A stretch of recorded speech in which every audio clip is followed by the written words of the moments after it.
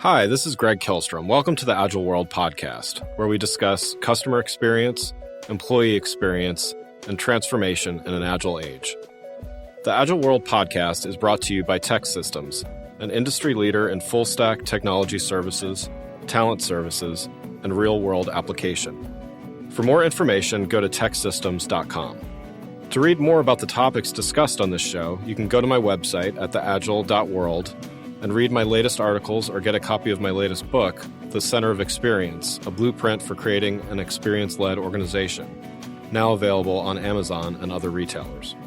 My name is Greg Kilstrom, and I'm the CEO and co-founder of CareerGig and the host of the Agile World podcast. I'm excited to introduce part one of a special three-part series about how the COVID-19 pandemic has impacted ways of working and how enterprises are leveraging cloud technologies to build resiliency, brought to you by TEKsystems, an industry leader in full-stack technology services, talent services, and real-world application. Today we're going to talk about connectivity and collaboration in the cloud and discuss how leading organizations have leveraged virtual environments to improve ways of working. To help me discuss this topic, I'd like to welcome the Director of Learning Solutions at TEKsystems, Leslie Deutsch. First, why don't you tell me a little bit about your background and what you do at TEKsystems? Sure. Thanks, Greg. And thank you for having me here today. So a little bit more about me. Like you said, I lead our learning solutions practice, have been in the learning and development space for over 20 years, working with a variety of customers across different industries, really focus on assisting them with their upskilling and skill development programs. I am based out of Rochester, New York, with my husband and two kids, and I'm really excited to connect today about how organizations are adapting to fully virtual and remote teams. Great. Well, let's get started and start by talking about a topic that seems to have gained even more traction during the pandemic, which is digital transformation. When we talk about digital transformation or becoming a digitally enabled organization, what does that mean to you? Sure. So to me, it is the use of new and emerging digital technology to interact with your customer, to expand business or improve the way of work. If I think of a couple personal examples of orgs that are digitally enabled, if you look at the banking industry, they have transformed processes that were manual or non-digital to online or automated processes. And as a consumer, I now receive and pay all my bills online as they have gone paperless and digital. Another example in the retail space. You look at all the major box chain stores that have moved to online shopping and delivery, which meant those companies being online created new channels to provide increased value to their customer and additional services. That Amazon truck at my house daily. I can't remember the last time I went to a mall or shopping center. Yeah, absolutely. Well, yeah, no, thanks for that definition there. And we're certainly all becoming more adept at using virtual tools and that are a product of that digital transformation that you're talking about. So let's discuss a bit about these cloud related technologies and the new world of remote work. How has the cloud contributed to increased collaboration for organizations? And have you found that it has improved ways of working? Yeah, even before COVID, distributed teams were using many of these cloud-based collaboration tools for team messaging, file and sharing work or managing workloads. But during this pandemic, the need to leverage them has only increased. And a lot of these different cloud-based tools, they've allowed for 24 by 7 accessibility and increased mobility for distributed team members across the globe. And it has improved the way of getting work done by providing flexibility for people to work where they want and do their jobs from anywhere. The business results and productivity goals are being hit. And we are also seeing an increase in morale and employee morale and a decrease in attrition by providing employees with a way to balance their work and personal life. If I look another way that it's improved our way of work is by connecting people. Pre-COVID interactions may have only occurred with those that were at a specific location or in a specific place. And now, with everyone across the globe, virtual organizations are able to bring diverse people into conversations to interact with colleagues around the world. And that diversity of thought and experience will lead organizations to drive greater innovations and ideas into their teams and products. Yeah, I definitely agree there, and I think the nice part about that is that it's a definite positive to come out of. There's been a lot of focus on the negative as well, but it's always good to hear that companies and organizations are able to find some positive aspects and improve employee experience through this, and I think that's going to translate in the long run to exactly what you're saying: more engaged employees and just some better ways of working. So that's great to hear. What are some things that organizations maybe have not considered but should, and as they've moved to manage remote work and digital workspaces? Yeah, the pandemic, it has forced us all to adapt how we manage that remote work and how to maintain, productivity in a virtual work environment. And I think the key is really building the trust and the right atmosphere for people to thrive. I would say, start with, ensuring that you've got the right people on your teams that are suited for virtual teamwork, the right size teams for your projects, and that the work is divided up appropriately.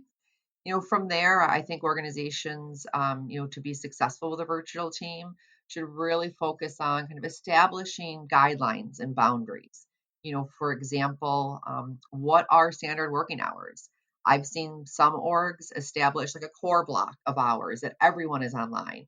But outside of that, the team can flex their schedule accordingly and allows for them, to meet any other demands that they have. Also, I think people, organizations are really providing clarity on what collaboration tool is going to be used for what purpose. There are so many out there. If I look at our enterprise, I think we've got 5 different collaboration tools, and really being clear for your team on what is going to be used for what when, I think just helps provide better team engagement and working together. Um, Yeah, and I think another key area that teams, really, how do you build those relationships virtually? Some things I've seen that have worked well. You're allowing a few minutes, kind of at the opening of a meeting, just to share personal news or stories. Virtual happy hours, we've definitely seen an increase of those, and they're great for that social connection, and it just helps further build those relationships with each other. yeah. Well, you touched on this a little bit, but we can go a little deeper here. Have we uncovered any new advantages as we've navigated these virtual environments? Yeah, I mean, I think one of the biggest advantages I've seen to fully kind of virtual and remote environments has been the positive impact on employee morale and employee experience. Employees have wanted, more telecommuting options for a long time, and many employers were not ready to go all virtual. Now that we're here, we can see that as an advantage of this long-term effect on employee morale. I think the organizations who have adapted well have demonstrated, the empathy and flexibility in a virtual environment, while also kind of prioritizing their employees' mental health and creating psychological safety. And that doesn't mean that leaders are soft or not meeting their goals. You can be results driven at the same time empathetic. Push your team to hit lofty goals while also creating a caring virtual culture. Yeah, yeah. Are there any new skills or maybe skills that are more important in a remote environment that organizations need to think about developing in their workforce? You know, I- as organizations transform and go digital, they will face skill challenges to keep up with the pace of change. And now with remote, everyone's remote. Leaders really need to emphasize that the digital transformation process is an opportunity for employees to upgrade their expertise with these future facing skills in whatever technology stack they're using, and provide the appropriate learning interventions within their flow of work so that their employees can learn and grow within their role today and where that role may be shifting to in the future. I think, depending on the technology stack used, there are a variety of different technical training and coaching and mentoring on those areas. I think the bigger emphasis is really on building a resilient team, and this has always been important, but now in a virtual team environment, those power and soft skills and the ability for people to respond and recover to problems when they arise, because we know they will, are even more critical. And reinforcement training and coaching for good communication skills and team collaboration play into that, as well as problem solving skills and teaching your teams the resiliency that it takes to recover from issues and challenges while and when you're all virtual. So, in order to either teach or continue to grow those skills, how do organizations need to adapt their training and their development in this more virtual workplace? Yeah, at the onset of the pandemic, most organizations were immediately focused on just looking for virtual replacements for their previously kind of physical training offerings, or at least new ways of making them accessible with minimal physical contact. As time has gone on, organizations are now really shifting and looking at this holistically from an overall workforce development perspective. And you see further changes being made for virtual workforce, ranging from recruiting and hiring to onboarding processes and then skill development, using different cloud and digital technologies. Even kind of looking at the timeline, even before COVID, there had been a shift to employees wanting more personal and personalized and more effective continuous learning opportunities.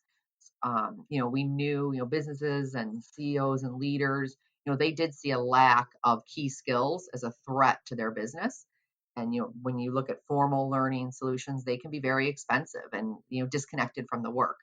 So, looking at some of these adaptations, one that brings together the flow of learning and the flow of work, viewing learning as a continuous process and not a one-time event. And many of the leading organizations are taking steps to deliver learning to their people and to their employees in a more personal way, learning more from each other and extending that ownership for learning beyond HR and L&D, and looking for ways to bring those solutions into the daily lives of their employees. And so, along those lines, what are the metrics or measurements, or how do you recommend that an organization measures success? Because I mean, definitely, all of these things you're mentioning are really definitely sound really important. But where does an organization either get started in measurement, or how do you work with organizations to help them understand what success could look like? Yeah, I think, I would recommend, really starting with, doing some skill and competency analysis. Where are your current teams? Whether that's looking at their technical skills or technical competencies, or, maybe it's some of the softer skills, and, assessing where do you need, or what do you need for the future? And so, then you've got kind of this, gap there that you're looking to fill, and which you can fill, using a variety of different training and coaching modalities. Metrics and measurements then could be on, either mastery of those different skills, and maybe you're tracking that by productivity metrics. Maybe that's tracked on, different certifications that you expect your team members to hold in those areas. And I think it really depends on how fast you need to move, what those gaps are, and kind of what your typical kind of business results and productivity metrics are. But they all should be taken into account when you're kind of really putting a strategy in place there. Yeah, great. Yeah. So are there companies or industries that you've seen that kind of stand out or excel using cloud related technologies to either pivot or improve ways of working? Yeah, I can't think of an industry that hasn't been impacted, but there there are definitely a couple that pop up as by the more of the drastic shifts to digital and cloud this year, with the pandemic. The first one I would say is healthcare and the utilization of telehealth or telemedicine. Not necessarily a new trend, but the increased and urgent need for it during a global pandemic has really revolutionized patient care experiences and the standard of healthcare. Virtual care is being leveraged more than ever, and maybe a permanent fixture in the future of healthcare and delivery systems. Because of social distancing and public health safety measures, virtual healthcare is being introduced to consumers by way of necessity, and I think will only continue to increase as more patients prefer to take advantage of those digital channels to connect with their healthcare providers from the comfort of their own home. The one other area, if we have time for one more, that I think has really been forced to leverage cloud technologies very quickly is education, K through 12 and higher ed. The pandemic, has created major disruption in how they traditionally were delivering that classroom experience. And leveraging a lot of those ed tech cloud-based technologies, it's been a big, large shift for educators, parents such as myself, students.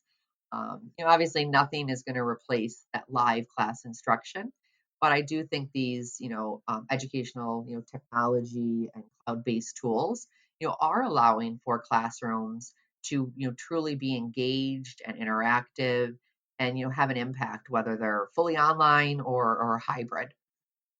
Yeah, I mean, do you see regarding education? I mean, do you see? I'm sure things will go back to some sense of normalcy, but I mean, do you see that they're going to continue to adopt some of these things? Like, in other words, do you see a positive there, and that they've been able to almost be forced to innovate, and is there a positive there? In other words, within education?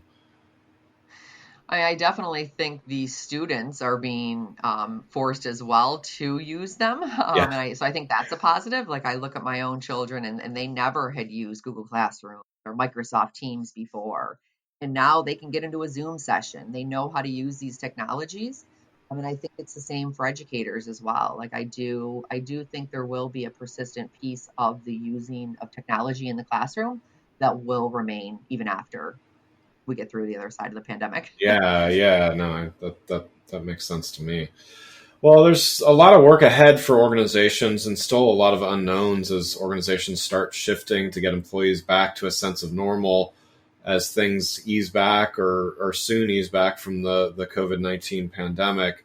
In your opinion, what workforce-related change is going to be a lasting legacy from this pandemic? Yeah, I agree. I think there will be many lasting impacts, but specifically for employees in the workforce, I think that telecommuting will be the norm.